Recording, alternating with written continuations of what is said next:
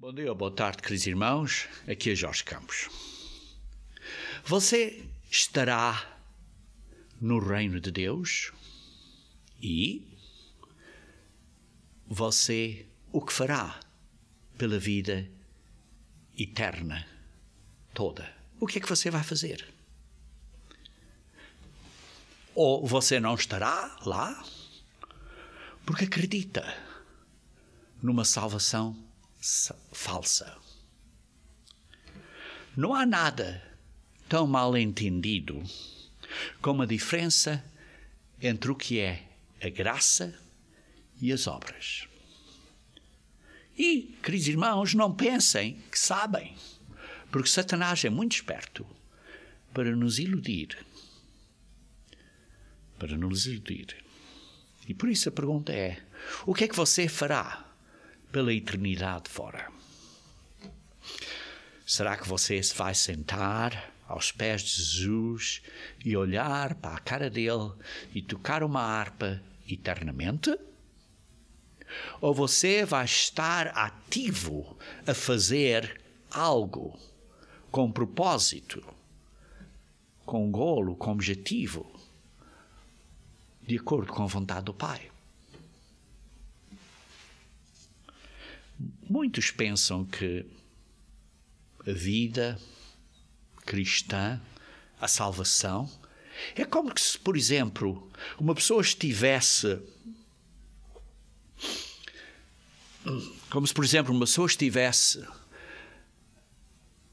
no comboio. Imagine que você esteja no comboio, está nesse comboio a caminho. Você está no comboio a caminho de um destino, e esse destino você está no caminho que, digamos assim, é a morte. E depois, quando você acredita em Cristo, eu estou a explicar o que a maioria das pessoas pensam, quando você acredita em Cristo, você simplesmente é que muda o caminho para outro caminho e pronto. Daqui adiante você está salvo. E por isso muitas pessoas pensam: tudo o que é preciso fazer é aceitar a Cristo, muda este caminho por simplesmente aceitar a Cristo e pronto, estarei salvo. E isso, queridos irmãos, cega o significado e o propósito da vida cristã depois da conversão. Pensem bem o que eu estou a dizer. Sim, você talvez não acredite que simplesmente é aceitar Cristo. Você acredita que é preciso de obedecer às leis de Deus, ou você tem um bocadinho de entendimento melhor do que simplesmente aceitar a Cristo. Mas você entende, de facto, qual é o significado e o propósito da vida cristã depois da conversão. Porque entender o significado e o propósito faz com que você veja a razão porque é que tem que fazer certas obras para você depois ter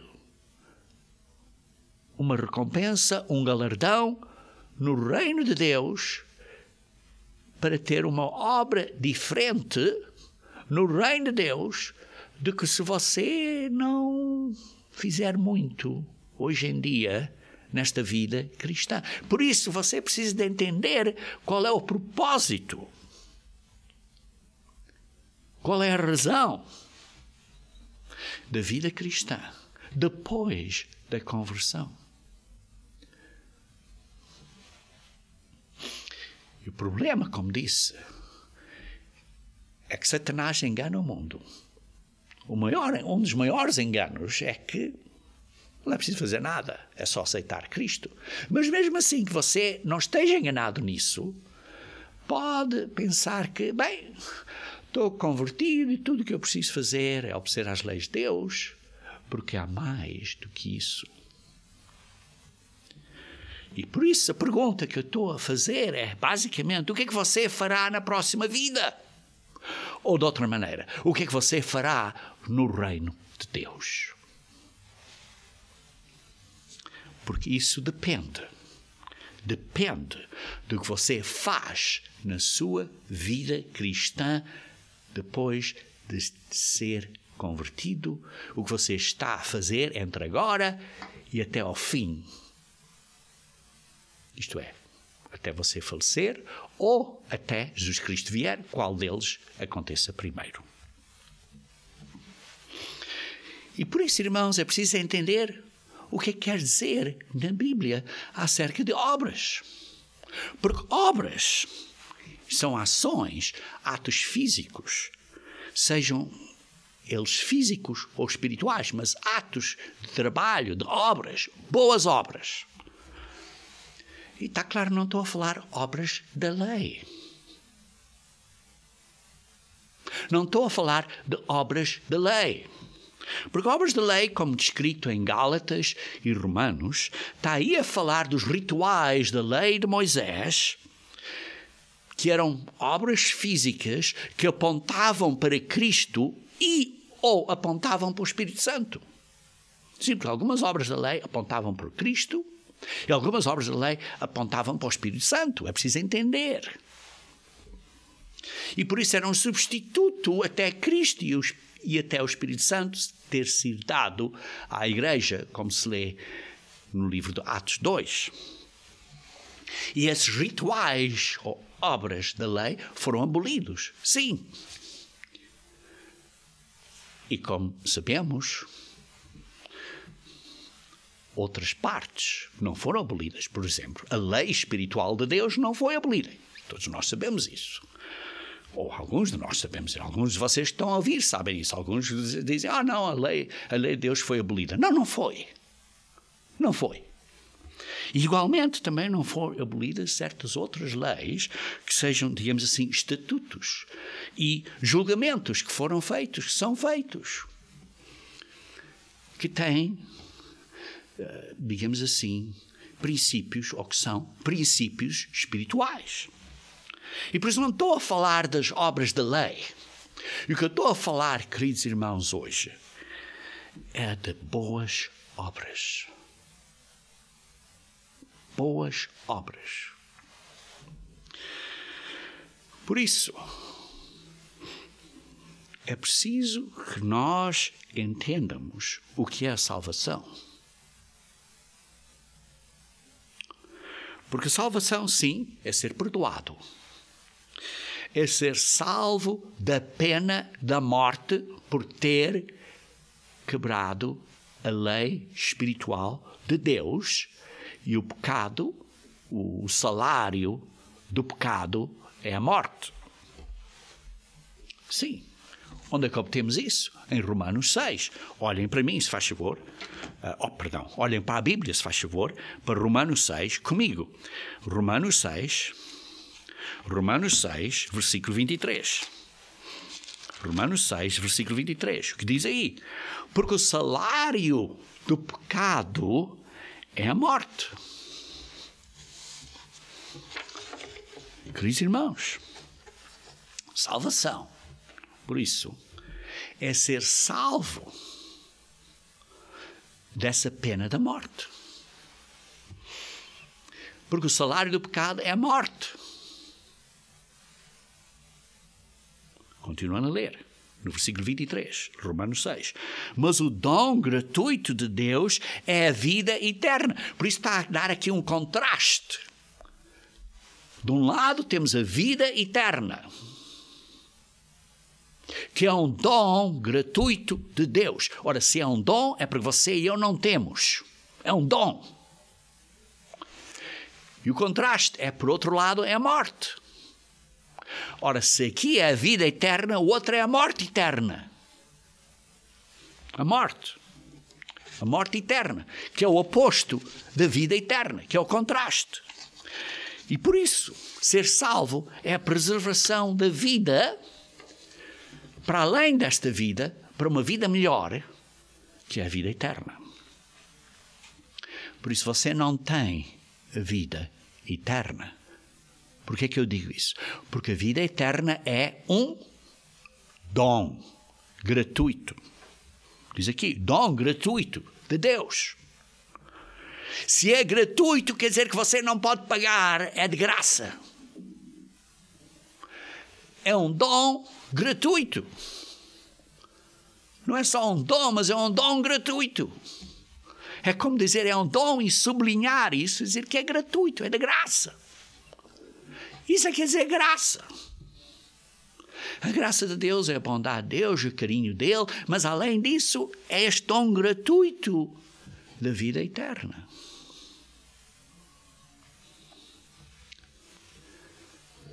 Mas há condições. Porque diz que o salário do pecado é a morte. Por isso, se você peca, e se eu peco, e se nós pecamos, o nosso salário é a morte. Por isso não recebemos o dom gratuito. Todos pecaram. Queridos irmãos, você basta olhar a 1 ou 2 capítulos antes, em Romanos capítulo 3, versículo 23. Romanos 3, versículo 23, diz: pois todos pecaram e carecem da glória de Deus. Todos pecaram. E como lemos em Romanos 6, o salário do pecado é a morte. Por isso, é muito simples. Todos nós temos obras. Ou boas, ou más. Obras más, pecado, morte. Obras boas, não nos dá a vida eterna.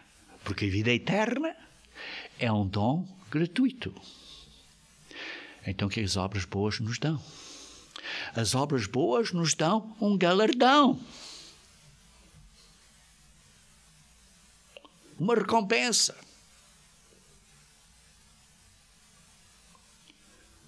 Uma coroa maior. Por isso, é importante entendermos que a vida eterna é algo que nós não temos. Vejam comigo, se faz favor, em 1 Timóteo, capítulo 1, versículo 17. 1 Timóteo, capítulo 1, versículo 17.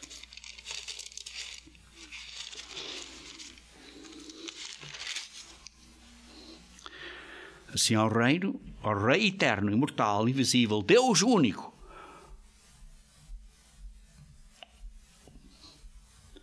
honra e glória pelos séculos dos séculos. Eterno.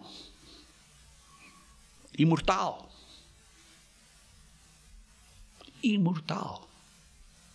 Que tem vida eterna. É imortal. É o único que tem a imortalidade.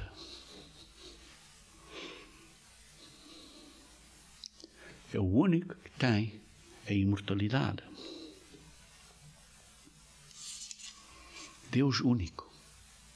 Ora, vejam comigo em João, capítulo 5, versículo 26.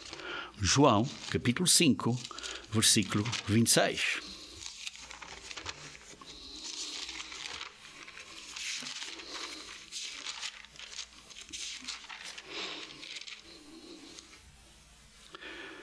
Porque assim como o Pai tem a vida em si mesmo, assim como Deus, o Pai, tem a imortalidade, também concedeu ao Filho ter vida em si mesmo. Também concedeu ao Filho ter a imortalidade. Jesus Cristo tem a imortalidade. Mas nós, você e eu, não temos. Estão a entender? Ora, se não temos alma imortal, porque não temos imortalidade. Simples. Simples. Mas a vida eterna é o dom gratuito de Deus, como acabamos de ler. E se vejam, irmãos, o que se passa é que nós pecamos. Os nossos pecados nos separam de Deus. Criam esta separação. Isaías 59, versículo 1 e 2. Os nossos pecados nos separam de Deus. Isaías 59, versículo 1 e 2. Muito simples.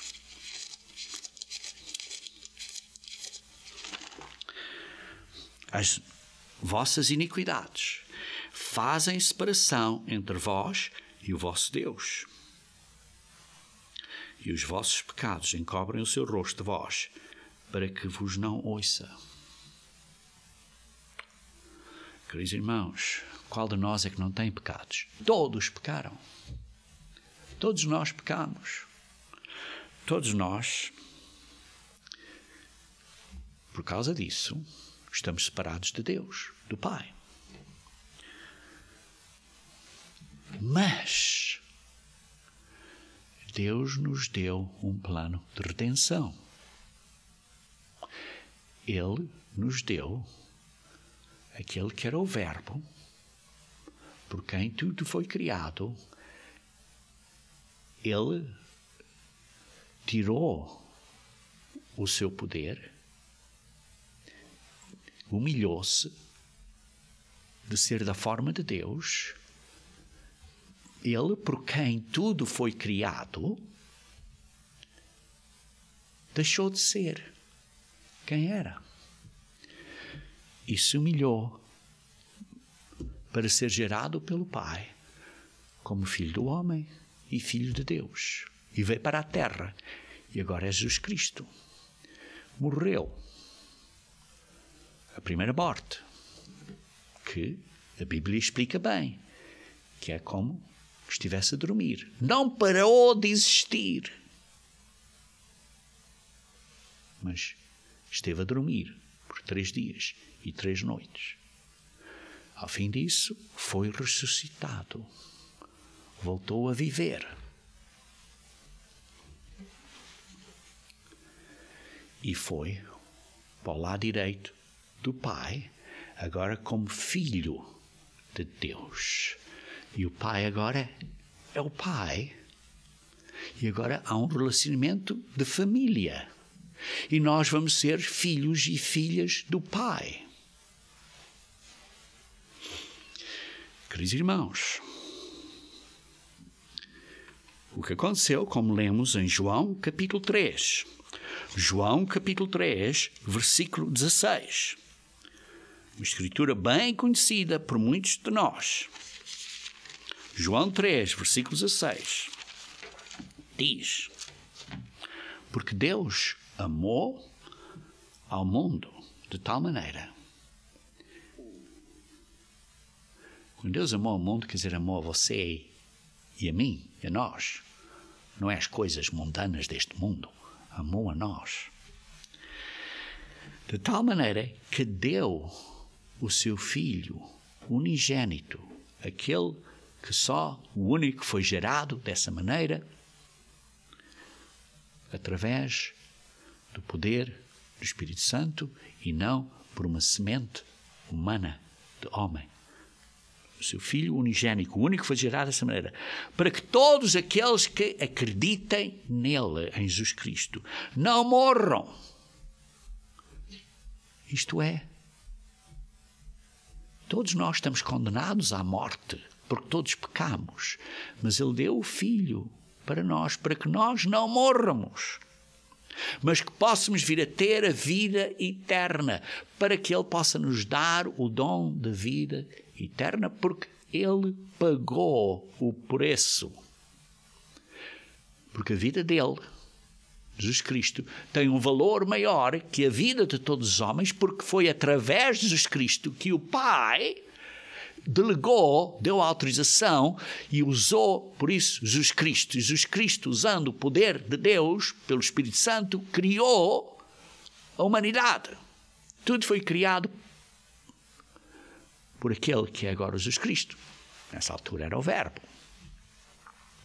que se esvaziou desse poder e veio para a terra, e veio a ser um homem. E deu esse Filho unigênito, permitiu que ele fosse morto, assassinado, primeira morte, que é dormir, biblicamente falando. E por isso, ele foi ressuscitado e pagou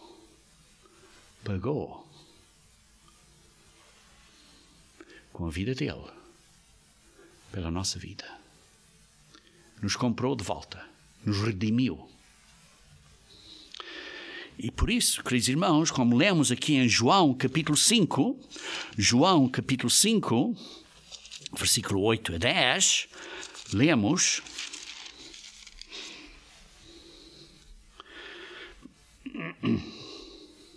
João capítulo 5, perdão, não é João capítulo 5, 8 a 10, é Romanos capítulo 5, desculpem, Romanos capítulo 5,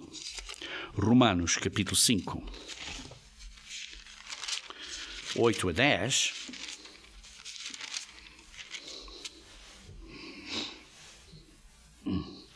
diz assim: mas Deus prova o seu próprio amor para conosco pelo fato de ter Cristo morrido por nós, sendo nós ainda pecadores. Logo, muito mais agora, sendo justificados pelo seu sangue, seremos por ele salvos da ira.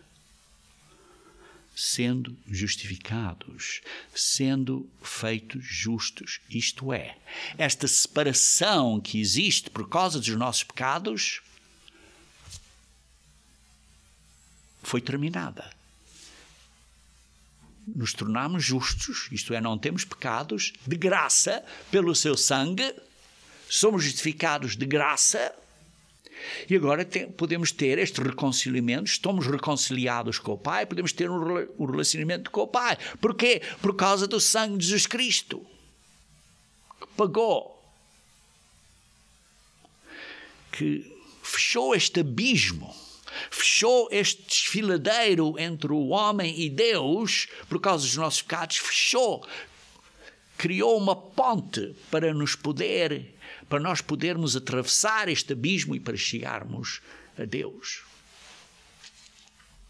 Justificados pelo sangue de Cristo, dos pecados passados, não pelas nossas obras. E justificado aqui não quer dizer salvo. Fomos justificados. E por isso é que diz: sendo justificados pelo seu sangue, seremos futuro por ele salvos. Seremos futuro.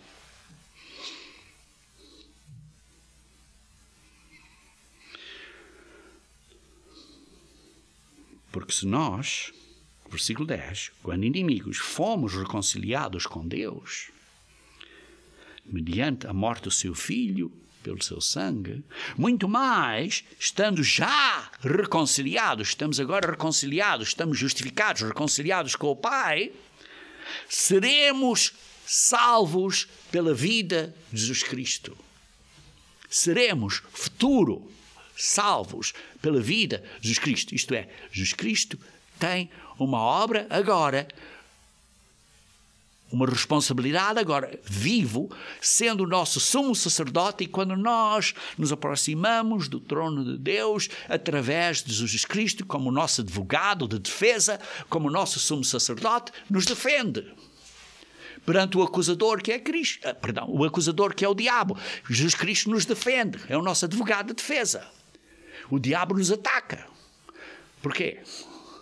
Porque nós ainda falhamos. Nós ainda dizemos coisas erradas. Nós, de vez em quando, dizemos coisas más. Explodimos. Temos certas emoções. Ficamos zangados com outra pessoa, como não devíamos. Então temos que nos aproximar do trono de misericórdia pelo sangue de Jesus Cristo, e Ele, como nosso sumo sacerdote, diz ao Pai, perdoa a ele pelo meu sangue. E por isso estamos sendo salvos de dia a dia. Isto é parte da obra do nosso sumo sacerdote. Depois de nós estarmos convertidos, ainda estamos a vencer as nossas fraquezas da carne. E por isso seremos salvos pela sua vida, como diz aqui ao fim do versículo 10. Então, como recebemos a vida eterna, queridos irmãos? Veja aqui em 1 João, capítulo 5. 1 João, capítulo 5. 1 João, capítulo 5.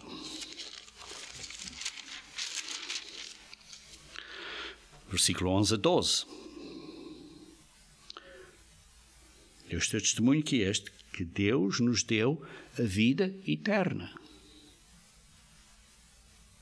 E a vida eterna está no Filho. Está no Filho. Deus nos deu a vida eterna, mas a vida eterna está no Filho. Isto é, nos deu, mas ainda não a temos. Estão a entender? Porque está no Filho.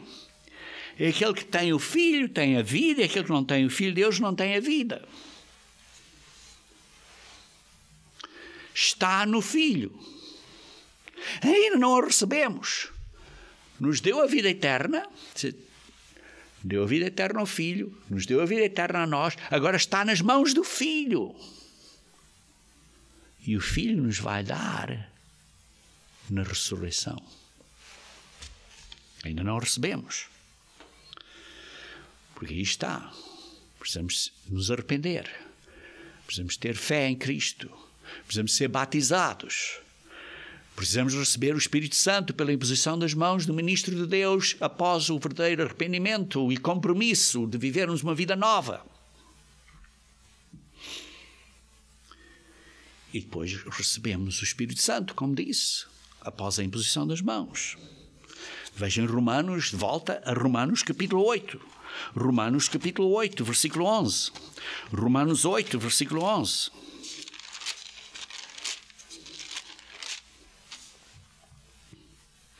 Se habita em vós o Espírito, isto é o Espírito de Deus, daquele que ressuscitou Jesus, isto é do Pai. Se habita em vós o Espírito de Deus, isto é o Espírito do Pai, que ressuscitou a Jesus. Foi o Pai que ressuscitou Jesus dentre os mortos. Ressuscitou Jesus dentre os mortos, sim. Esse mesmo que ressuscitou a Jesus Cristo dentre os mortos. O Pai, através do poder do Espírito Santo. Mas deu essa autorização, delegou essa autorização ao Filho, como sabemos noutras Escrituras. Vivificará também o vosso corpo mortal por meio do seu Espírito. Por meio do seu Espírito. É o Pai que delegou tudo ao Filho. A vida está no Filho. E há tempo de ressurreição. O Filho, através do poder do Espírito Santo, nos vivificará. Por meio do seu Espírito, em que vós habita. Por isso, receber o Espírito Santo de Deus é um penhor, é uma garantia, é um depósito de Deus, é um pagamento como uma garantia de que vamos receber a vida eterna se nós continuarmos a viver da maneira cristã, de maneira que o Espírito continua a viver em nós. Vejam comigo em Efésios capítulo 1. Efésios capítulo 1.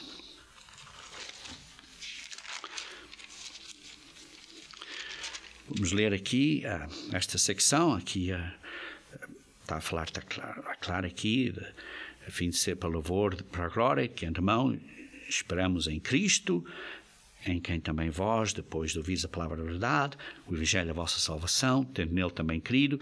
Mas aqui está a parte aqui que eu quero sublinhar, é que fostes selados com o Santo Espírito da promessa do Pai, que Jesus Cristo disse que nos ia dar, e por isso fomos selados por esse Espírito. Recebemos o Espírito após o batismo, pela imposição das mãos do servo de Deus. Recebemos o Espírito Santo, o Espírito da promessa, o qual, isto é, o Espírito Santo, é o penhor da nossa herança, é a garantia, é o depósito, é aquele depósito inicial, como um sinal de que vamos comprar. É um sinal, é um penhor. O penhor da nossa herança até o resgate da sua propriedade em louvor para a sua glória. Queridos irmãos, o Espírito Santo é o penhor, é o depósito, é a garantia de que nós vamos ter a vida eterna. Somos selados com esse Espírito. E por isso, agora, o Espírito Santo que recebemos do Pai, que procede do Pai, que foi enviado pelo Filho, o Pai deu autorização ao Filho, o Filho pagou o preço, agora, que foi com a sua morte, após o nosso arrependimento e o nosso compromisso do batismo. Então, Ele nos dá o Espírito Santo após a oração do servo de Deus pela imposição das mãos, ou durante a imposição das mãos. Jesus Cristo, então, nos manda o Filho, nos manda o Espírito Santo, que é o penhor, que é o que nós somos selados, que é a semente que vem do Pai, que se junta com o nosso espírito homem, e então, com essa semente, somos gerados filhos e filhas de Deus.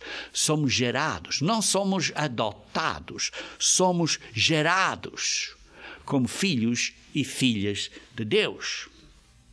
Veja aqui em Romanos, capítulo 8, versículo 17. Romanos, capítulo 8, versículo 17.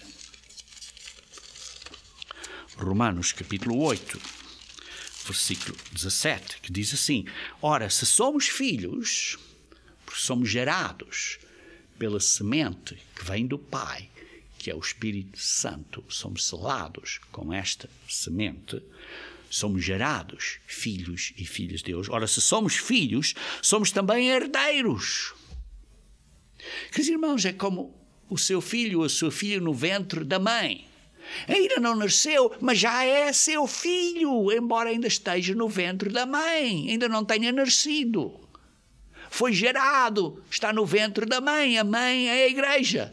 Estamos no ventre da mãe até nascermos, isto é a ressurreição. Ora, se somos filhos, também herdeiros. Herdeiros de Deus. Herdeiros de sermos o que Deus é. Está claro, muito inferior em glória, mas do mesmo tipo ou género de glória. Da família de Deus como filhos e filhas dele, como Jesus Cristo é. Desse mesmo tipo. E co-herdeiros com Cristo. Se com ele sofremos, com ele seremos glorificados. Do mesmo tipo de glória de Deus, herdeiros de Deus. Queridos irmãos, mas que linda promessa que temos. E o Espírito Santo de Deus é o penhor, é a garantia dessa promessa. Por isso, quando recebemos o Espírito Santo de Deus, já estamos salvos? Não. Já temos a vida eterna? Não. Ainda somos pessoas físicas e mortais. Ainda somos seres humanos. Ainda não somos seres imortais. Mas o Espírito Santo de Deus em nós é a presença da vida eterna em nós, provisionalmente, condicionalmente. E por isso, condicionalmente, estamos vivendo debaixo da graça de Deus. Isso quer dizer que agora podemos desobedecer? Não. Lá porque estamos na graça de Deus podemos obedecer? Não. Vejam comigo, se faz chover em Romanos, capítulo 6, versículo 1 e 2. Diz assim: queremos, pois, permanecemos no pecado para que seja a graça mais abundante? De modo nenhum. De modo nenhum. Como viveremos ainda no pecado, nós os que para ele morremos? Não podemos continuar a viver no pecado. Temos que nos arrepender e parar de viver no pecado. Somos perfeitos? Não. Ainda falhamos? Sim. Mas temos que nos arrepender de novo, usando o nosso sumo sacerdote Jesus Cristo e pedindo perdão e levantando e continuando nesse caminho. Veja no versículo 12, Romanos 6. Não reine, portanto, o pecado no vosso corpo mortal, de maneira que obedeças às suas paixões. De maneira que obedeças às suas paixões. Queridos irmãos, precisamos ter cuidado. Eu preciso ter cuidado. Você precisa ter cuidado. Porque nós ainda temos estas paixões físicas, porque somos seres humanos, mortais, com carne e natureza humana. Porque o pecado, versículo 14 diz, não terá domínio sobre vós. Pois não estás debaixo da lei, da pena da lei, mas sim da graça. Porquê? Porque você está a vencer o pecado. Você está a vencer o pecado com a ajuda do Espírito Santo de Deus. Estão a entender? Por isso, queridos irmãos, a graça de Deus não significa que é uma licença para nós pecarmos. Os falsos profetas enganam a maioria dos cristãos a dizer: a graça quer dizer que você tem a autorização de quebrar as leis. Talvez não ponham com essas palavras, mas é o que efetivamente estão a dizer. Queridos irmãos, nós somos salvos de continuar a pecar, agora e no futuro. Como? Com a ajuda do Espírito Santo de Deus, que nos ajuda a vencer. Aí está o que nos afeta. O que nós fazemos hoje, o que vai afetar o que vamos fazer no reino de Deus. Como é que estamos a vencer as nossas fraquezas da carne? Como é que estamos a controlar a nós próprios, a ter domínio próprio com a ajuda do Consolador, do Espírito Santo de Deus, que nos ajuda em nós? E, por outro lado, Jesus Cristo, como nosso sumo sacerdote, nos ajuda perante o trono de Deus. Como é que estamos a vencer? Então, porquê que recebemos o Espírito Santo de Deus? Porquê? Recebemos o Espírito Santo de Deus para nos ajudar a vencer a fraqueza da carne, para crescermos, para virmos a ser mais como Cristo é. E isso vai afetar o nosso galardão. Queridos irmãos, o Espírito Santo de Deus é, por exemplo, a característica de Deus. Digamos assim, é o seu DNA espiritual, que nós recebemos pela semente que é posta em nós para crescer, multiplicar, que é injetado em você após ou durante a oração da imposição das mãos, após o batismo. E por isso a vida eterna é gerada em você nesse momento.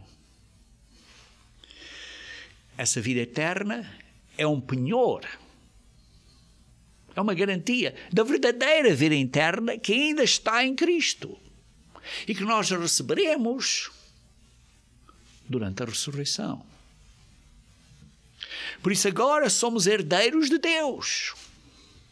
Somos filhos gerados de Deus. Somos co-herdeiros com Cristo, mas ainda não recebemos a herança, que é o reino de Deus que receberemos na ressurreição. Por isso o Espírito Santo de Deus injeta em você as características de Deus. A primeira característica é amor. Porquê? Para cumprir as leis de Deus, porque as leis de Deus são amor. Veja aqui em Romanos, capítulo 5, versículo 5. Diz assim: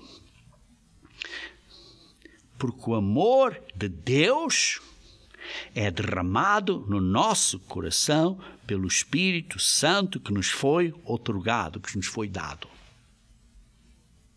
O amor de Deus é derramado nos nossos corações. O amor espiritual, agape, amor, é derramado pelo Espírito Santo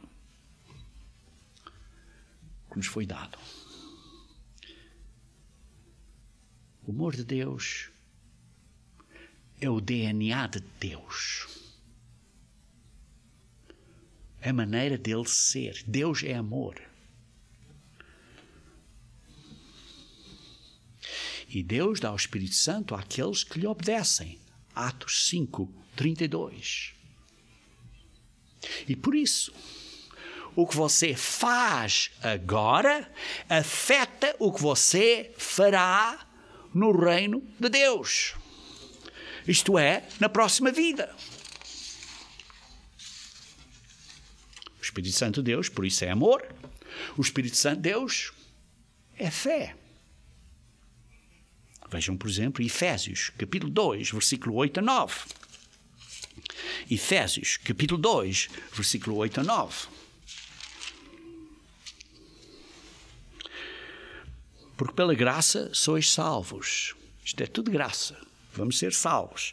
Mediante a fé.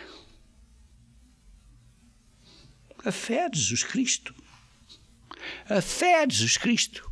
Sim, nós temos de ter fé em Cristo, mas é por causa da fé de Cristo que ele teve fé no Pai, e por isso esvaziou-se de Deus, veio para a terra, morreu em completa fé, em completa confiança que o Pai o ressuscitasse, e por isso é que somos salvos de graça. E por isso é que diz, e isto não vem de nós, esta fé não vem de nós. É dom de Deus. Por isso o Espírito Santo nos dá fé. Por isso, a nossa fé, temos de acreditar em Cristo. Há a fé de Cristo que nos salva. E o Espírito Santo nos dá fé. É um dom. É parte do fruto do Espírito de Deus. Várias características que o Espírito de Deus tem. Gálatas 5, versículo 22 e 23. A fé. O Espírito Santo também nos dá o entendimento de entender as coisas de Deus. Se você está a entender o que eu estou a dizer, é porque você tem o Espírito Santo de Deus. 1 Coríntios, capítulo 2, versículo 11. 1 Coríntios, capítulo 2, versículo 11.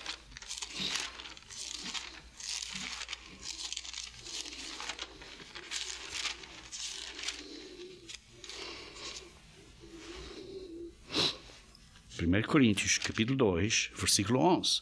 Por qual dos homens sabe as coisas do homem, senão o seu próprio espírito? Isto é o espírito do homem no homem. Você sabe as coisas do homem porque você tem o espírito do homem. Você não tem o espírito de um cão, você não tem o espírito de um gato, você não tem o espírito de um pássaro, você tem o espírito do homem, por isso sabe as coisas do homem. Igualmente, assim também, as coisas de Deus ninguém as conhece senão o Espírito de Deus. E por isso Deus nos dá o Espírito Santo de Deus, e o Espírito Santo de Deus é gerado, se une com o nosso espírito homem, e começamos a entender as coisas de Deus, porque temos o Espírito Santo de Deus. O Espírito Santo de Deus também nos dá poder. Vejam, por exemplo, em 2 Timóteo, capítulo 1. 2 Timóteo, capítulo 1, versículo 7. 2 Timóteo, capítulo 1, versículo 7. Diz, porque Deus não nos tem dado um espírito de temor ou covardia, mas de poder.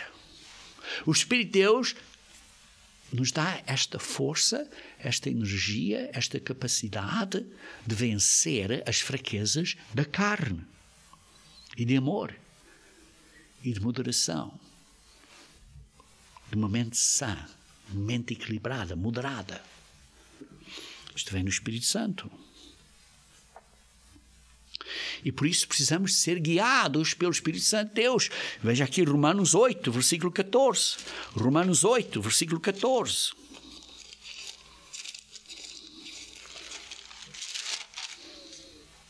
Pois todos os que são guiados pelo Espírito de Deus são filhos de Deus. O Espírito de Deus em nós nos dá esta mentalidade, esta maneira de pensar, nos dá o amor de Deus, nos dá o entendimento das coisas de Deus, nos dá a energia, a capacidade de vencer as fraquezas da carne, e nós devemos de seguir a guia. Afeta a nossa maneira de pensar e precisamos de mudar e guiar, ser guiados por esta nova, digamos assim, consciência que está a ser modificada pelo Espírito Santo de Deus para sermos filhos de Deus.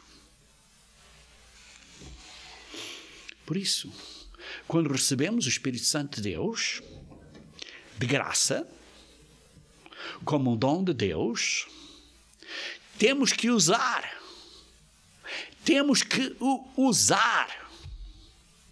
para vencer a natureza humana e dar frutos. Por isso lemos parábolas como a parábola das minas em Lucas 19. Lucas 19, temos a parábola das minas.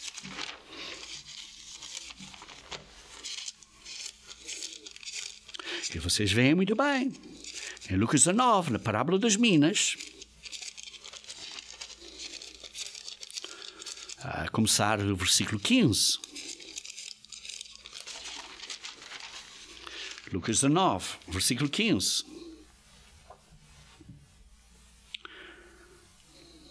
Está aqui a falar a parábola das minas. Sim, começa no versículo 11. Mas temos aqui, ele depois deu 10 minas.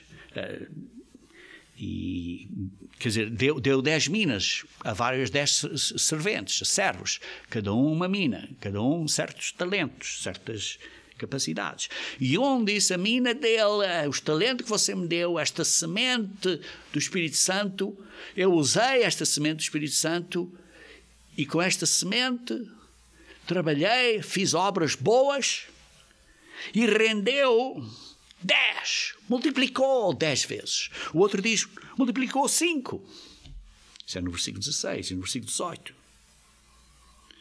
E o outro disse, não, guardei-a e não fiz nada com ela. E depois diz no versículo 24, tira a mina e dá-a ao que tem 10. Aquele que tem 10 vai reinar sobre 10 cidades. O que teve 5 vai reinar sobre 5 cidades. Vão ter galardões proporcionais ao que fizeram na vida deles. Depois de estarem convertidos, usaram o Espírito Santo, venceram, usaram, multiplicaram este Espírito para produzir vários frutos, 10 vezes mais ou 5 vezes mais, e o galardão deles, o que vão fazer na vida eterna, quando receberem a vida eterna, quando estiverem no reino de Deus, o que vão fazer vai depender do que fizeram depois da conversão, até morrerem, até ao fim, como multiplicaram estas minas, que é simbólico do Espírito Santo. E também vemos que aquele que não usou, perdeu tudo. Por isso as nossas boas obras são importantes. Vejam, por exemplo, a parábola dos talentos, em Mateus 25. Mateus 25, parábola dos talentos.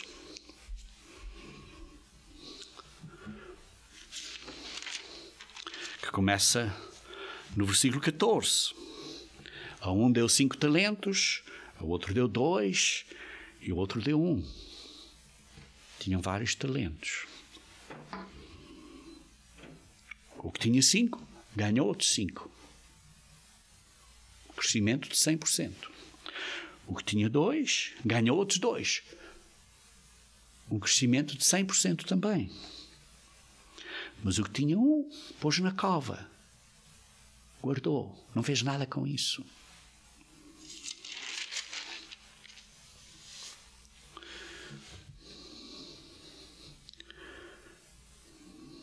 E o que tinha 5 talentos, que multiplicou, diz, entra no reino.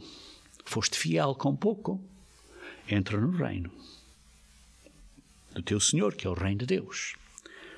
O que tinha 2, disse assim, fiel. Então entra no reino de Deus também. Vai dar a eles, ambos, muitas posições de autoridade, porque tem capacidade de os usar. Mas o que não usou e o que guardou, perdeu tudo também. Perdeu tudo. E então vai dar aquele que não usou, vai dar ao que tem muitas habilidades, porque sabe usar isso e multiplicar. E as pessoas vão dizer, isso não é justo. Para Deus é justo. Esta mentalidade hoje em dia de socialismo diz, isso não é justo. Para Deus é justo. Queridos irmãos, aqui está uma lição grande. Uma lição muito grande. Nós somos convertidos, recebemos o Espírito Santo de Deus. Temos um período de tempo da vida cristã até ao fim. Temos que vencer as fraquezas da carne. E temos que fazer a obra de Deus e multiplicar, e multiplicar essa obra para dar frutos. E isso então vai causar a nossa herança, o nosso galardão, para ser maior ou menor. Então você vai dizer, mas como é que eu posso fazer a obra de Deus? Eu só sou uma pessoa pequenina aqui, neste país, vivo sozinho, como é que posso fazer a obra de Deus? Aqui está, vou explicar a você uma das partes muito importantes da obra de Deus, que é a sua parte e que você precisa fazer. Primeiro, você precisa usar o Espírito Santo de Deus para vencer as fraquezas da carne. Segundo, você precisa usar o Espírito Santo de Deus para fazer a vontade do Pai. Você precisa usar o Espírito Santo de Deus para fazer a vontade do Pai. João 5, versículo 30. João 5, versículo 30. Foi o que Jesus Cristo fez. João 5, versículo 30. Ele disse, eu vim para fazer a vontade do Pai. Eu não posso fazer de mim mesmo nada, não posso fazer de mim mesmo. Por quê? Porque ele se esvaziou do poder. E então tornou-se um homem sem poder nenhum. Um homem físico como você e eu.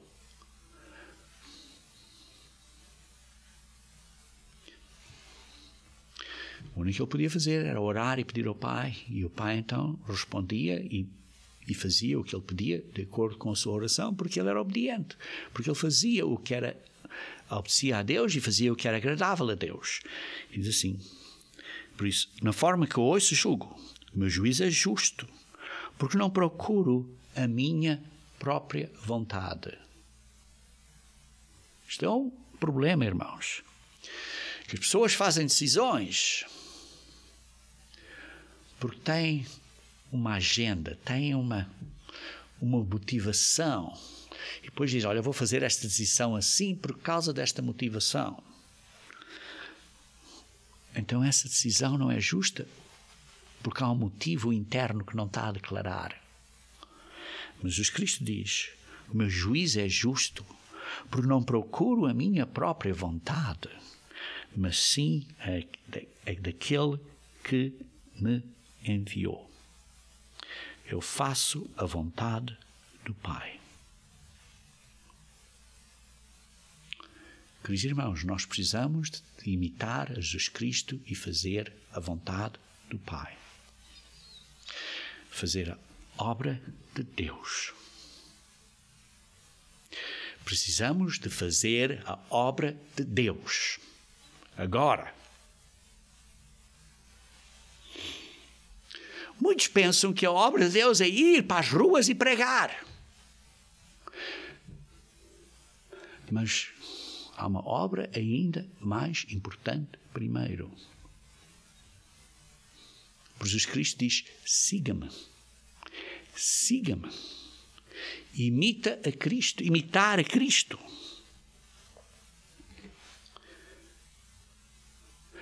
Pôr em você as características de Cristo. Veja comigo, se faz favor, aqui em Efésios, capítulo 4, versículo 13. Efésios, capítulo 4, versículo 13.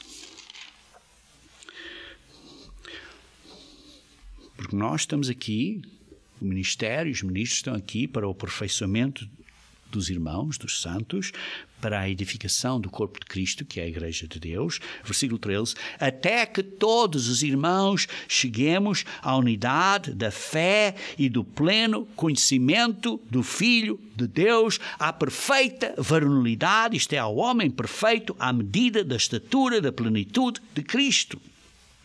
Para que não sejamos mais meninos. Queridos irmãos, isto é obra de Deus em você e em mim. Entendem?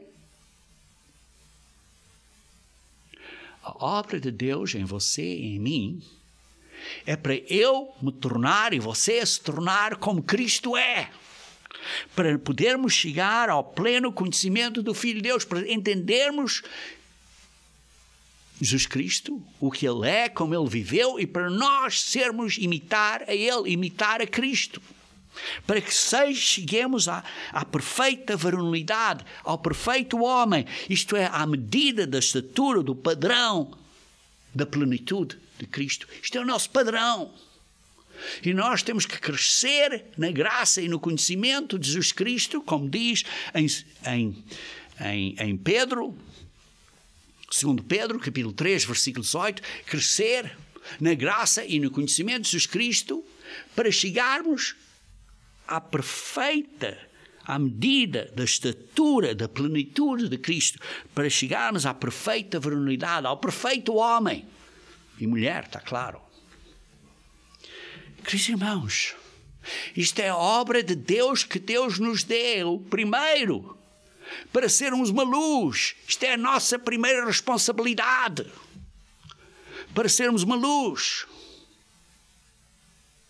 E, queridos irmãos, a luz não faz barulho. Nós somos parte do corpo de Cristo, somos membros do corpo de Cristo, e cada membro faz a sua parte do corpo de Cristo. E o corpo só há uma boca, não há cheio de bocas. Há muitas mãos, há muitos ombros, há muitos membros. Alguns são mãos, como eu disse, alguns são ombros, outros são dedos, outros são fígados, outros são os intestinos, seja lá o que for. Mas todos fazemos a nossa parte para o corpo estar saudável, para a Igreja de Deus estar saudável. A nossa parte primeira é de ser um discípulo. Isto é a obra de Deus em você, em mim. Isto é grande parte importante da obra de Deus. Você mudar-se para ser mais como Cristo é. Para você ser uma luz. Para as outras pessoas olharem, verem a luz, ver o seu exemplo e fazerem: mas que belo exemplo. Como é que você é assim? Por que você é assim? Então depois você responde a razão da sua fé. Por que você vive desta maneira diferente? Não é que você que ainda não é um discípulo de Cristo, você ainda não é um bom exemplo, você não é uma boa luz e você diz: olha, eu tenho que pregar. Você primeiro pregue a si próprio e mude a sua maneira de viver primeiro. E seja perfeito na vulnerabilidade e na medida da textura, da plenitude de Cristo. Isto é obra de Deus que você tem que fazer agora, antes de querer ir pregar para outros. Deixe a sua pregação ser por meio de luz e sal. E por isso, nós temos uma grande responsabilidade hoje em dia para nos mudarmos. Sim, nós pregamos através da Igreja de Deus e ajudamos o corpo de Cristo a pregar e oramos para aqueles que têm a responsabilidade, que foram chamados pelo Pai através de Jesus Cristo para fazer a obra de acordo com a instrução do cabeça da Igreja, que é Cristo. Mas a nossa responsabilidade hoje é de fazer a obra de Deus. E por isso, como podemos fazer a obra de Deus? Primeiro, usar o Espírito Santo para vencer. Usando o Espírito Santo para fazemos a vontade do Pai. Qual é a vontade do Pai? Para nós crescermos de acordo com a imagem da perfeito homem, do homem perfeito que é Jesus Cristo. À medida da estatura, da plenitude de Cristo.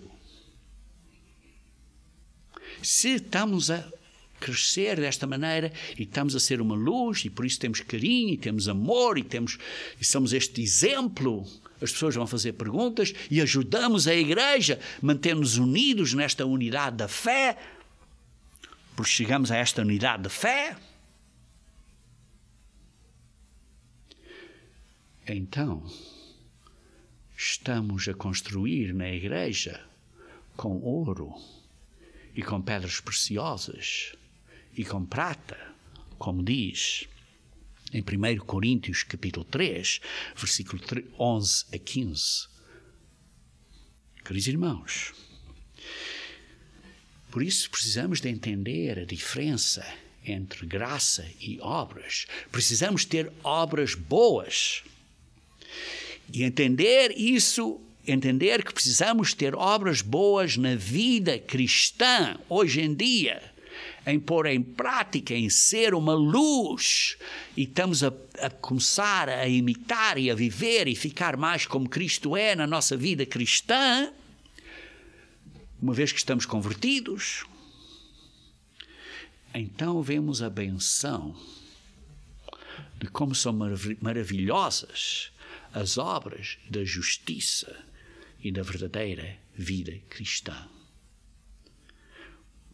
Então vemos que nós temos uma oportunidade não só da salvação, mas por muito mais do que a salvação, isto é, para recebermos um galardão dependendo de como desenvolvemos a nossa obra e como crescemos no caráter e na imagem de Jesus Cristo.